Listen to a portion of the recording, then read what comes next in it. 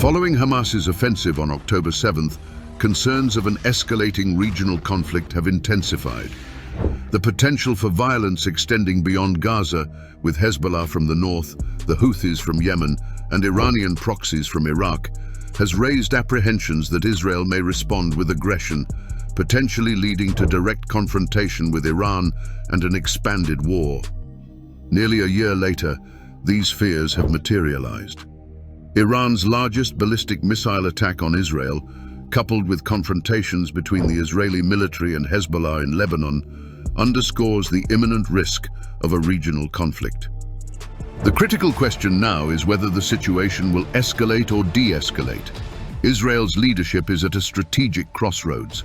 After Iran's missile attack in April in retaliation for Israeli military actions in Damascus, Israel opted for a restrained response, targeting a limited Iranian air defense base. However, Iran's recent missile assault has drawn scrutiny due to its scale and intensity. Although some missiles struck Israeli bases, the damage was minimal, as most were intercepted.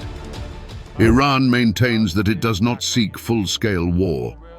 Fatemeh Mohajerani, a government spokesperson, stated that Tehran has exercised restraint following the assassination of Hamas leader Ismail Haniyeh, despite public pressure for retaliation. As sirens sounded and missiles were intercepted over Rosh Hayin, Tel Aviv residents sought shelter. Prime Minister Benjamin Netanyahu has leveraged the series of attacks throughout the Middle East to reinforce his political standing. The military operations in Lebanon have resulted in the displacement of over 1 million people. However, for Tel Aviv, this is deemed a necessary price to weaken Hezbollah and its Iranian backers. Removing Nasrallah is key to achieving the goal of bringing the northerners home safely and altering the regional power dynamics for years to come, the Israeli Prime Minister stated after a significant attack on Beirut that resulted in the Hezbollah leader's death. He also conveyed a direct message to the Iranian populace. When Iran is free, and that will come sooner than anyone thinks, the Middle East will change. This perspective enjoys considerable backing among the Israeli public. Former Prime Minister Naftali Bennett has advocated for a robust response against Iran, including strikes on nuclear facilities where Tehran is accused of developing weapons, a claim the country consistently denies. Sometimes history presents an opportunity and we must act, Bennett emphasized. If we don't seize this opportunity, there may never be another. He further noted that Iran's principal proxies against Israel, Hamas and Hezbollah, are currently temporarily disabled. It's akin to a boxer who has lost the ability to strike for a few moments, he articulated. This is the moment we need to strike while Iran is weak. Nonetheless, this course of action carries significant risks. Even if Hezbollah is diminished, its actual capabilities remain uncertain.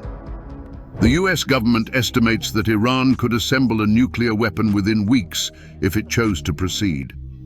Tehran also possesses alternative means to exert pressure on Israel and its allies. An overly aggressive response could spiral into a broader conflict involving additional nations. A former Israeli military official outlined differing strategic approaches. Bennett's vision advocates a comprehensive strategy to weaken the axis of resistance, beginning with Hamas, followed by Hezbollah, and ultimately focusing on Iran, potentially including Syria. The regional conflict is now a reality. While former officials refrain from disclosing specific strategies, they note a pronounced shift in perspective. Instead of adopting a more aggressive stance, Israel is carefully considering its retaliatory measures. This may involve targeting military infrastructure, akin to Iran's responses to past Israeli actions. Potential targets may include military assets similar to those in Yemen, as suggested by one former official, referring to Israel's air campaign against Houthi positions in Hodeidah. A crucial consideration remains the level of support from Israel's strategic allies, particularly the United States. We have emphasized that this attack will have serious consequences, and the United States will work closely with Israel to ensure that, U.S. National Security Advisor Jake Sullivan stated. It is too early for me to make specific comments or predictions about what actions Israel will take or what guidance we might provide.